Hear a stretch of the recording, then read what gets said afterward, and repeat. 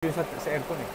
Okay mga kapatid, ito na-flashing na kasi hindi ko inabutan. Late na po ang lolo nyo eh. Masyadong mabilis to si Sir Titoy eh. Kaya uulitin natin yung proseso nito dito naman sa Montero. Ito ba may Freon to? Meron, kompleto. Ipapaliwanag namin sa inyo, ipapakita namin sa inyo yung proseso nitong digital aircon flashing machine. Mas murang magpa-service pa ng change oil kaysa magpalit ng compressor. Aba, talagang pwede-pwede pala. Ang compressor, pagsakasa nasa 70,000, 90,000, Altis, Subaru. Magkano lang pa-service nyo kung kayo itatanong, di ba? Yung ginagawa mo, nagpapatapon ka ng Freon, masama sa environment, nagbobomba ka ng nitrogen para kinlining yung... Kawawa naman si Lito, nadamay pa. Kasi yun lang yung kaya pag mano-mano eh. Kahit naman yung ibang nandyan eh. Ito naman sa kasa, nasa loob ng kasa to, sa Subaru to eh. Pagawa ka sa Subaru, siyempre iba na yung presyo nun. Okay, dali mo sa CATS. Oo, sa CATS. Dito ngayon, magkakaroon ngayon ng auto runs niyan. Nakakabit na, no? Ano to? Low side, high side? High side. Tapos yung low side nandito. So, kung meron kang manifold, gauge manifold, parang ganun lang din. Doon sa mga... Ito, nilagay lang sa loob. Ito yon. No, yung mga sinasabit-sabit namin diyan, ito 'yon nilagay namin. Hindi kasi pwedeng isabit 'to doon eh. Biro lang. So ito na 'yon, uumpisahan na natin at ipapakita ni Kuya Titoy kung paano nagwo-work itong ating dialysis machine. Sige, Engineer Tolich, paki-start mo.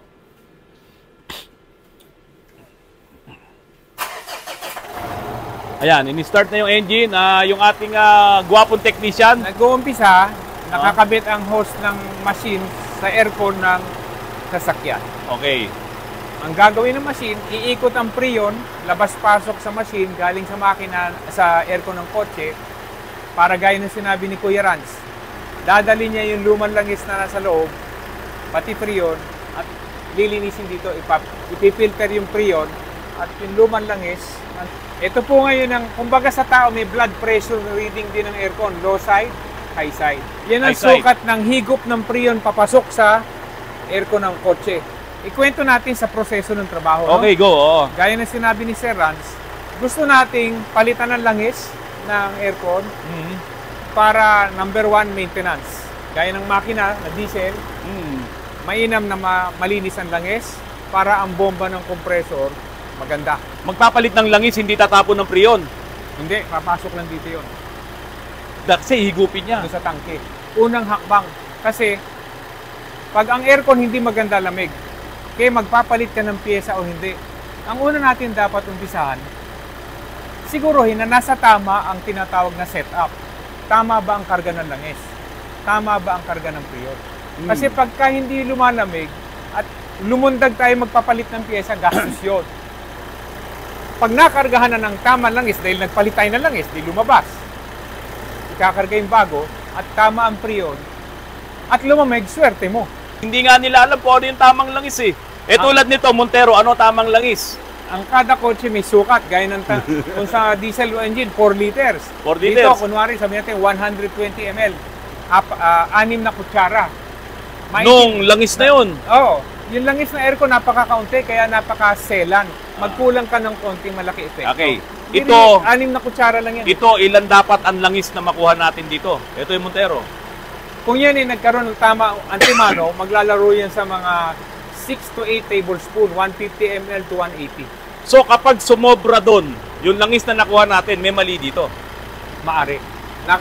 Hindi naman sa mali. Sobra sa langis eh. Kaya sumusobra, maligaw ng konti. Ang gawa ng aircon na hindi gumagamit ng flashing, standard procedure naman po yun. Pag nagkasingaw, alam nating nabawasan. Okay. Kaya tansyahan, magdadagdag ng 1 kutsara. Ngayon, kung minalas, paulit-ulit nagpagawa dahil hindi makuha sa unang gawa, di ba? Pumunta kay mekanikong A, kay Pedro. Hindi na siya, nagpunta kay Kaloy. Dagdag ng Freon, ng langis, umaapaw. Ibig mo sabihin talaga, pag wala ka nito, hindi mo talaga to ma-eksakto. Hindi, kahit sabihin mo pang kung saan pang dumaan ng mga malalaking aircon shop yan, hindi maiwasan nangyayari. Hindi mo may eksakto. Either kulang yes, or either sobra. Low side natin, masyado mababa ang presyo. Parang mababa. So, natin kay Gino. Kulang tayo sa Freon? Maaring kulang o may bara. Oo. Ito si Gino, naka-on na, no? Ano to? May bara? Kulang kasi ng preyon. Mababa pa. Kulang sa preyon. Kami, pagkakulang sa preyon, wala ito, titignan din sa gauge. At minsan tinitignan natin doon sa sight glass, no? Sa sight glass, pagka puro bula yun, nakikita na kagad pag kulang sa preyon. Kaya mababa yan, magaang pa. Kayang-kayang higupin ng kompreso dahil kakaunti laman. Habang Okay. napupuno yan, tataas pa. Oh, Normally, pag tama ang priyo, nasa blue ka na. okay. Oh. Nasa puti. Tama, itong high side niya. Mababa pa. So ngayon, ano na nangyayari? Wala pa. Nagre-reading lang tayo. Okay mga kapatid, para umikot yung ating preyon doon sa system, kailangan na patayin yung engine. Ito mismo ang magpapaikot, hindi yung compressor. Kasi kung nakabukas yan, siyempre, pinapaandar ng makina yung Sasalubong. yung compressor mo, magsasalubong yung ano nun, yung pressure nun. So kailangan patayon para ito ang magtatrabaho. Yung motor nito, yung magba-vacuum. Yung compressor niya. Oo. So habang hinihigop ngayon ito yon, hihigupin na rin yung mga dumi, lahat, pati yung oil. Sasama lang talaga sa ikot ng priyo yung langis. Ubus na yung Oo. langis dito. Kasi yung preyon, lalagay mo dito, di ba? Ano bang tawag nyo rito? Receiver tank or ano? Recovery tank. Recovery tank. O yan. Oo. Tapos mamaya dito natin ilalagay yung oil. Oo, sa taas. Yung bago. O sige, gawin mo na. At yung luma nandoon. Oo. Pag tumulo, pakikita natin. I-on na natin yung flashing function. Ha? So ito, recovery and flashing. Ito, naka-automatic. Automatic. Itong digital display na to, ano nangyayari Mamaya yan, dito? pang monitor ng lamig. Okay. Sa ano na lang to, dun sa final na to. Yeah, maandar na. Oo. Maghintay tayo ilang minuto, Ilang minuto? ikot-ikot ang priyon, lalabas ngayon yung langis na luma. Maandar na po ngayon ang flashing mode. Yan ang unang hakbang. Ang flashing sa ganitong kalaking mga Kotse. sasakyan, yung mga ilang minutes? 45 minutes to 1 hour 45 minutes to 1 hour. ang flashing. So yun lang din, ano, pagka gumamit tayo ng ganitong proseso, it takes time. Kasi sa flashing pa lang is 1 hour, tapos sa vacuum, vacuum and load to another 30 minutes, 1 hour and a half. 1 hour and a half. Safe na yung 2 hours Okay. para may Oo. observation pa. Wag lang mayroong ibang problema. Oo. Oo. Pag yung Mirage, kaya ng 1 hour. Maliit Yun, eh. oo. Kaya kanina tapos na tayo eh. So ulitin ko lang, yung kanina sabi mo, kahit may bara yung expansion valve, kayang ma-retrieve. Kung mga nakalutang lang ng mga pulbus ng ang aluminum. dumi ng ano, Oo. basta gumagalaw. No, basta gumagalaw. Floating. Yung mga sediment. Yung mga dual aircon na dalawa din ang expansion valve, kaya rin yun, hanggang doon Yes. sa dulo. Ang galing, no? So kung tutusin, bigyan mo nga lang sir ako, Kuya Titoy, ng, ng idea lang, magkano yung proseso sa inyo, yung ganito? Sa 4,000 to 8,000. Depende sa klase ng kotse. Depende sa klase ng kotse. So yung Mirage, magkano yan? Eh, yun ang mga nasa 4. Sa 4. Tapos yung ganito, Nasa 5 to 6. 5 to 6. So yung mas maganda pang kotse, Ay, mga cheding na yun. Tsaka yung mga, ganun, 8,000. Oo. At saka sa kasa yan, naglalaro ng 8,000 hanggang 25,000. Oh, ang maganda dito, wala kang itinapon sa environment natin na lason. At saka ang pinakamaganda talaga, bukod sa gamit ito sa preventive maintenance, pag may nararamdamang problema, unang hakbang, nalinisin, lagyan ng langis na tama, bago mag-isip magpalit ng pyesa at bago mag-isip kalasin. Tangina mo pa inuulit yung langis na tama eh. Kasi mahirap Mukhang maraming tatamaan ngayon na nanonood eh. mahirap maintindihan yun eh. Di ba? Maraming hindi nakakalang, may langis pala. Kaya nga langis na tama. Di ngayon, lahat ng mga aircon shop na yan, may tama yan. Kasi ito palang Mirage na to, ang langis na gagamitin mo, ito. Oo. Oh. Ilang ano nito? Anong viscosity nito? 100. 100. So kung kayo nagpagawa ng Mirage diyan sa mga air conditioning shop diyan, Nakaraniwan lang isang gamit. karaniwan ang nilagay na langis, may tama na 'yon. O di ba? Kasi kanino mo pa sinasabi yung tama, ito nga yung Montero. Ano ngayon ang langis niyan? Parehas na Mitsubishi 'yan. Oo. Number 8. O number 8, ito naman pala yung langis ng Montero. O, Japan din. So kung kayo, nagpagawa kayo ng Montero, yung aircon nyo, nagpalit kayo ng Freon at ang inilagay na langis mali, may tama na naman yun. Hindi maganda. Ha? Hindi maganda. Hindi maganda. Tatamaan yung compressor pagdating ng panahon. Hindi naman agad. Hindi naman daw agad. Okay, ano yung tinuturo mo dito, Engineer Tolitz? Ha? Halika dito. O ito, may nakikita akong Freon. No? Yan basahan ng mekaniko, makita ko marami Oo. panlangis. Pag mabula, Pag mabula, marami panlangis. Marami pang langis. na umiikot. Langis daw po pala yan. Tsaka Oo. preyon. Langis at prion, mix yan. Oo. Tsaka doon din mo makikita kung madumi yung langis, maitim. Oo, ito medyo maputi naman. Hindi naman grabe. Hindi grabe. Kaya may salamin yan. Pag inilawan mo, makikita mo kung black oil. Yung tinatawag Okay. na black oil na aircon, yun ang masamang balita. Oo, talagang maruming-marumi na yung system nun. Sa ibang gawaan niya, lalo na sa kasa, pagka nahaluan ng black oil, ang madalas na rekomendasyon, palitan ng kompresor. Palitan ng Mas kompreso. kinabumabomba pa. Pero tayo kaya pang maka-retrieve Oo. ng konti. Basta na-i-flashing ng Oo, gusto, masave pa ng konti. magagamit pa. Ito na yung nakukuha nating oil. Galing dito sa Montero. Masyado. Yun. Yung Mirage ang hindi mo. Pero ito maganda-ganda langis nito. Hindi Oo, hindi madilim, hindi gaya ng Mirage. Ito normal to. Dala lang ng gamit. Yan very transparent pa, malinaw. Pero sabi mo, ilang kutsara lang dapat makuha. Nandito tayo sa process ng recovery. Ibig sabihin, recovery, yung prion, nire-recover natin, dinadala Babalik. dito sa tank. Ito, tingnan mo. So, pumupunta ngayon dito sa tank, yung prion. Oh, Na kaninang umikot. okay. Mga kapatid, yung mga old school yan, ang ginagawa, doon sa tangke, bibili ng maraming yelo, di ba? Tapos ilulubog yung tangke doon sa timba ng Malamig. puno ng yelo. Pero hindi lahat nare-recover kung ano lang yung kaya. Oo. Pero dito, dahil nga digital tayo, makina ginagamit natin, 100% ba marirecover? May bomba yan eh. Oo. Simot. Nandun sa tangke. Simot lahat. Yan, namatay na Oo. Auto shutdown. So, ibig sabihin, na-recover na niya lahat yung prion. Yes. Oo. Makikita nyo, zero na eh. Yung nabanggit nyo kanina sa Rans, Oo. nandun na yung langis na nakuha sa Yung likod. langis. Sige, punta mo ngayon yung langis. I-zoom out mo. Yung inilawan natin kanina. Tignan mo ngayon kung gaano karami yung langis na nakuha. Yan. Aba, mas marami ngayon to. Pero ito. mga kapatid, na-retrieve yan ng magkahiwalay. Ano ang next step after natin mapaghiwalay yung maruming oil saka yung malinis na prion? Ito, sabi mo, malinis yan, di ba? Pero meron pa akong tanong isa. Total, ikaw expert. Meron daw mga fake na 134A. Totoo. Wag naman natin tawaging fake. Low quality. Low quality. Ang ibig sabihin ng low quality, sigun sa volume niya, hindi niya ibibigay yung lamig. Okay. Mababa yung kanyang thermal absorption. So kung halimbawa, Kumbaga parang gasolinang matabang. correct. Meron ka nito, nagawa mo lahat yung proseso. The best yung ganun performance. Tapos ang nailagay mong prion. Low quality, ano mangyayari? Hindi ganun kalamig ang aircon. So, mapagbibintangan Parang pa rin to. gasolinang tabang, di ba? Pag andar mo walang Oo. power. So, mapagbibintangan pa rin to. Kaya nga importante yung gumagawa, bibili nung matinong klase. Oo. So, dapat talaga... Nga pala, yung tatak na sinabi nyo sa inyong video, pareho gamit namin. Mahusay talaga. Yun, Ang dinig ko kaagad Sulpron. Okay yun. Sulpron. Yan ang taga-bili, si engineer. Pagka hindi pasado sa kanya, hindi namin 7 taon na kinukuha. rin namin ginagamit yun. Maski anumang kotse nilagay namin. Ano yun? Sulpron? Sulpron. Oh. Magandang klase. Okay, balik na tayo rito. So, okay na. Ano ang next step natin? So, suma total, natapos yung step 1. Nagpalit ng langis.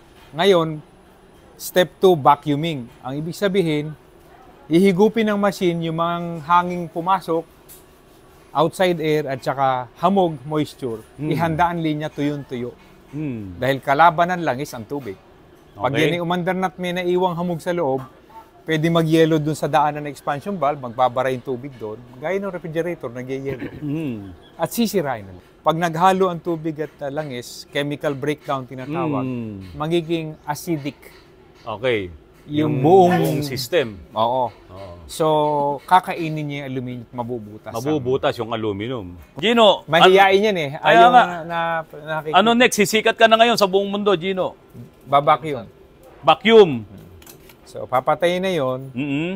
Paanda rin na yung vacuum process. So ito manual na to. Kasi dito automatic tayo kanina. Oo. Well, ito, Okay. isang process lang talaga. So ito yung yan. pinatay mo kanina. Oo. Off, tapos on tayo sa vacuum.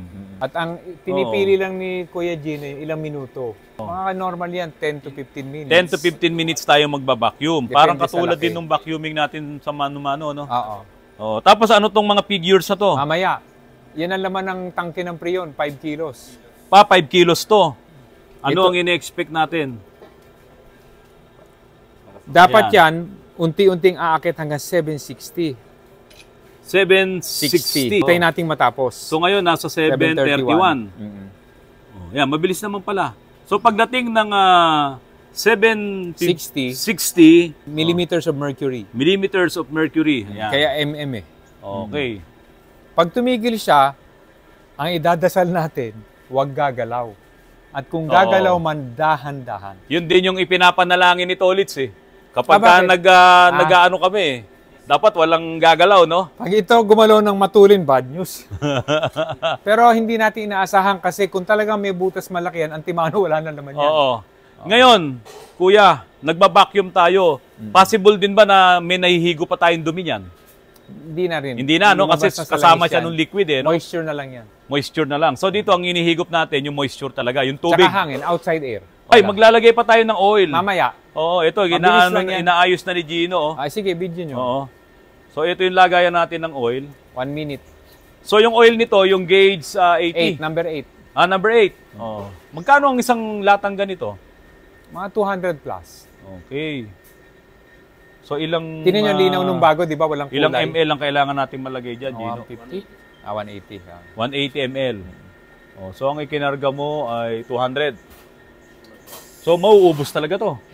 Oh, may matitira lang konti. Ito po resulta ng vacuum test. Ang Ito ba? importansya nito, malaman kung may singaw, na ibig sabihin, hindi pwedeng gamitin ng coaching may singaw. Papasok ang hangin na naman, mawawalan din na At hindi talaga magwo-work yun. Okay, dahil sa ito hindi na gumagalaw, doon sa mga usual na nag-charge, no, yung mga mano-mano, pag hindi na gumagalaw yung kanilang gauge, Itong manifold gauge, magkakarga na yan. Ano ba yan? Self-vacuum ba ngayon itong system? Para kunin yung ano? Freon? Yung preon? May bomba to eh, kaya papasok siya. Okay. So mula doon Ito yun, sa magbobomba pa tayo ngayon. At may sukat yan. Pagka pinindot natin yung gusto nating 300 grams, yan lang ang papasok. Okay. So ngayon, ilan ngayon yung ano mo rito, iseset mo dito, papasok ngayon diyan sa system. Karamihan yung bahagi lang, mga 300 ano yun? grams of Freon. 300 grams of Freon. 650 grams yung kabuuang laman nitong Montero. So ngayon, initial natin na ikakarga, ikalahati lang muna. O sige, kargahan natin. Langis muna, sir. Kakarga muna tayo lang. Ay, magkakarga muna ng langis. O, ito yung ating 8, no? Number 8 na langis. O, ito yung langis. O, sige, paano mo yan ikakarga ngayon, Gino? Dali lang, bababa muna para pumasok. Ayan na. Yan, bumababa na. Ayun. So, yan talagang babantayan mo, no? Hindi pwede makahigop ng hangin yan. Hindi, sarado eh. Oo. Seal yan. So, ayan mga kapatid. Kanina, nandito tayo sa 200, no? Okay. So, kukunin ko mamaya ito para masukat natin. At ma-i-actual natin. At hindi naman tayo magkamali. So, hanggang saan ka? Dito?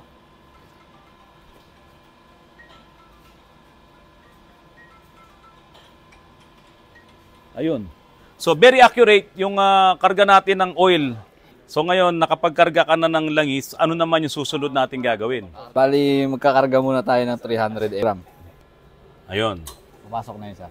Pasok na, binuksan mo na yung gate valve. Yes. Okay, ang bilis ah. Hanggang 300. Ayun na. Yan yung panimula. Yun yung panimula mo, initial. Yes, sir. Tapos, start natin. Saka natin dadagdagan. Para hanggang sa hihigop mapuno. yun eh. O hihigop, pa-vacuum din yung motor natin, yung compressor. So, i-start ngayon ni Engineer Tolits to. Almost same process din nung mano-mano, no? Yun nga lang talaga tayo, kalkulado natin to. At ito yung final touch natin sa pagkakarga, no? So, initially, nagkarga tayo ng 300. Ngayon, in-start yung engine.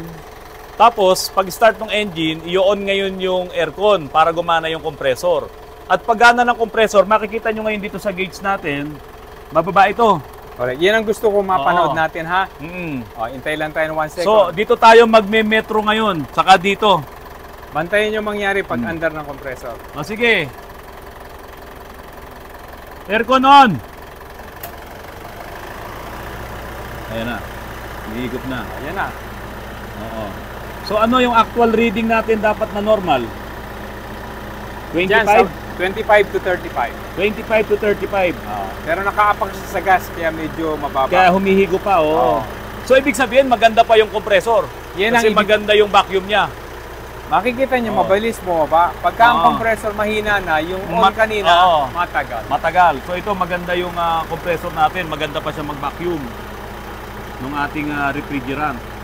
Mababa yan dahil wala pang preyon, kulang pa 300. Mamaya, magno-normal yan pag 600 na. Okay, so kailan natin gagawin yung mamaya? Observation lang muna. Observe muna Palalapatin. tayo. Mga ilang minuto yung observation? 5 minutes? Mga 3 minutes. Yan, lumalamig na siya. Mas 300 grams pa lang ang preyon, no? Lumamig na, no? Oo. Magdadagdag na tayo ng preyon. Oo. Dito, lapit ka, dito. Huwag mong takpan. So, ilan na ngayon ang ilalagay mo? 100, 100. Dito, babantayan natin yon. Pagdagdag mo nito, aakyat yan kasi napupuno ng preyon. So, installment tayo, 100, 100. Maglalaro-laro na yan between 6 to 8. Ano bang ini-expect kong number dito? Sa Montero, 6 to 8. 6 to 8. Yan ang kanyang laro. Okay, 6 to 8 degrees Celsius. Mag-o-off siya sa mga 6, 5.5, tapos mag-o-on ulit pag umakyat ng 8 or 9. Basta Okay. importante below 10. Okay, Pag ang cycling mo lumagpas ng 10, medyo magpapahitay So, ka. iyan yung itong numero na to, ito yung minimetro ng sensor mismo. Para makalaman ng mekaniko na normal ang function. Okay. Kaya importante bantayan to. Oo. So, 6 to 8. Oo. So, another 100. Okay, mabilis lang pala, no? Another 100 ulit. Ayan, nasa 6.5 na eh. Ilan na? Run. 600 na. Ayun, 100 ulit. Isang 100 na lang. Well, baka 50 na lang. Tingnan natin, patagalin natin ng konti. O, nasa 7.3 na tayo. Actually, nag-6 na kanina yan eh. Oo. Naglalaro naman talaga yan. Kasi yung expansion valve, hindi naman fix yun. Oo. Nag-a-adjust din. So, yun, mga kapatid, pinapakita lang namin sa inyo yung step-by-step na proseso. Kaya ang tawag namin, hindi lang basta karga ng preyon yan. Okay. Calibration. Calibrated. Oo. Kasi binabantayan natin yung cycling ng on and off ng compressor para masiguro ang compressor nagpapahinga at hindi magyeyelo Correct. at lalamig ng husto. So, ilan na lang ang ikakarga? Hintayin natin muna kasi ang sensor ng kotse pag naluluma, nagkakaroon na ng variation. So, maaaring Okay. mag-delay ito ng off. Okay. So, mga ilang minuto yung Tignan mo, hihintayin nasa natin. 4.7 na, ayaw pa mamatay, Gino. Kailangan mag-automatic, no? Dapat namatay na yan eh. Pagka Okay. ganyan, medyo madumi. Yung sensor. Ayun, namatay na, oh. May So, saan siya atraso, namatay? pwede pa yan. Medyo nadidelay kasi siguro may dumi na. Sa 0.5. So, sa 0.5, sa 5 siya namatay. Kulang pa. Kulang pa. Kasi yung technician din ang makakapagsabi, okay na yan, no? Nag-automatic na ulit. Ang baba ng off nyo. Kasi kami, minsan tinitignan lang namin sa Nag-automatic sight glass, siya sa eh. 5, eh. May sight glass ba to? Ang lamig nito. Oo. Meron yan. May sight glass ba to? Tama yun. Ayun, Pwede ayun, mo tingnan. Kita ba? Kaso hindi kita, nasa loob. Ayun, tanggalin Oo. to. So sa mano-mano, tinitignan natin sa Yung bula. sight glass. Oo, kung may bula pa. Pero dito, dahil sabi mo nga, calibrated yung ating trabaho, so si technician ang talagang magde-decide ngayon. Huwag kayong magulat. Pagka ito sinunod nyo, may makikita kayong bula. Huwag nyo nang pansinin. Kasi bago mo mawala ang bula, labis-labis ka na sa preyon. Correct. At hindi talaga dapat nawawala yung bula. Dapat may konti. Every time kasi na nag-on and off yan, pag ikot ng system, may bula talaga yon. So hindi talaga yun mawawala. Pero dapat pagka continuous yung trabaho niya, makikita nyo pinong-pino yun. Pinong-pino. Ang ganda ng cycling, mas malamig kasi nasa 4 to 6 eh. O paano? Ipasa mo na yung yung last para makapag-extra na kami. Ilan ang ilalagay mo ngayon? 100 lang para makompleto natin yung 600 grams. So,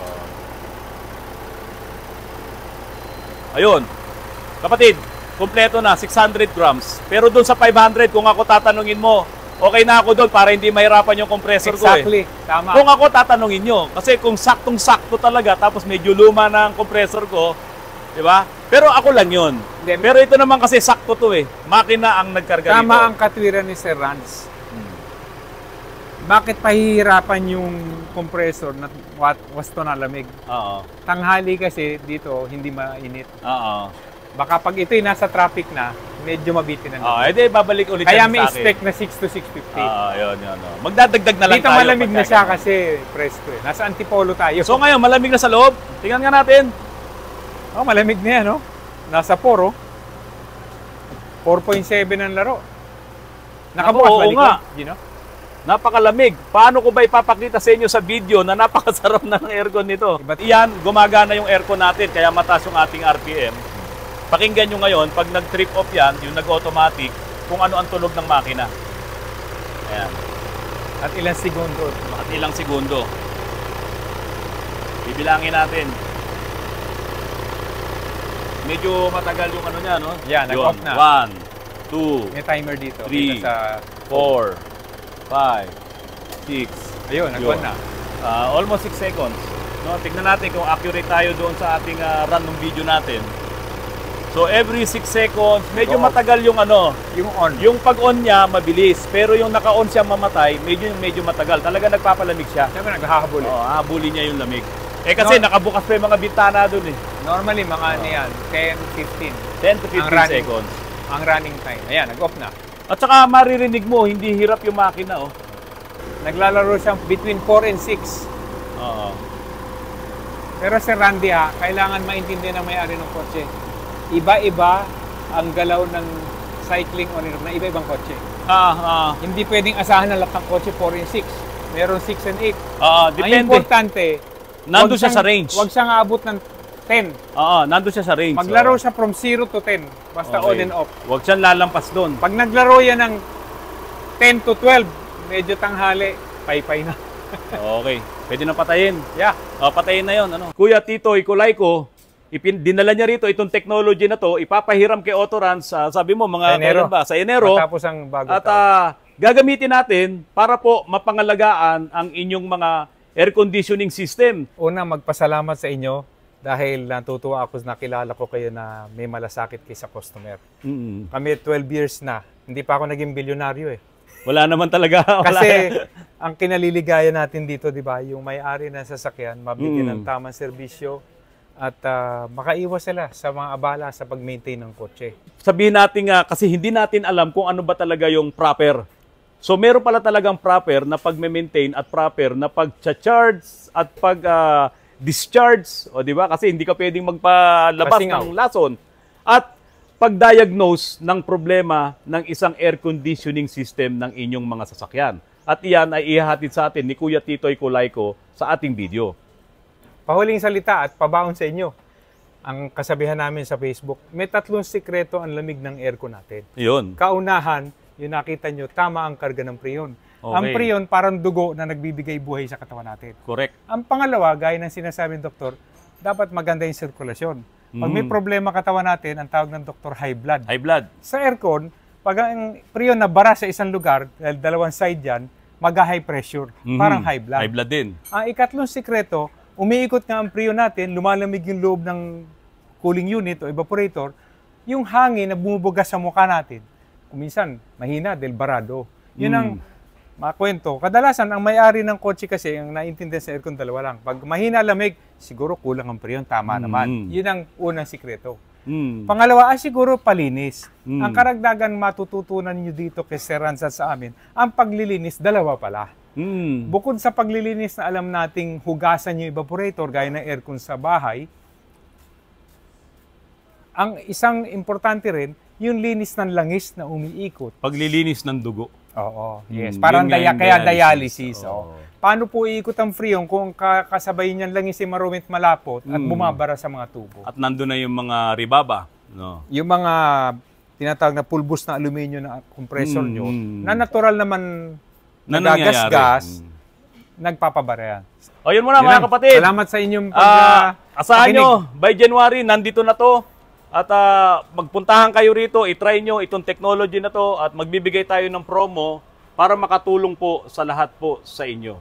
So magandang tanghali mula kay Kuya Tito Icolayco at sa amin po dito sa Autorans, kami po ay nagpapasalamat ng maraming sa inyo. Magandang hapon po sa inyong lahat. Magandang hapon po. At salamat kay Kuya Ranz at nagpapareho tayo ng interest makatulong. Opo.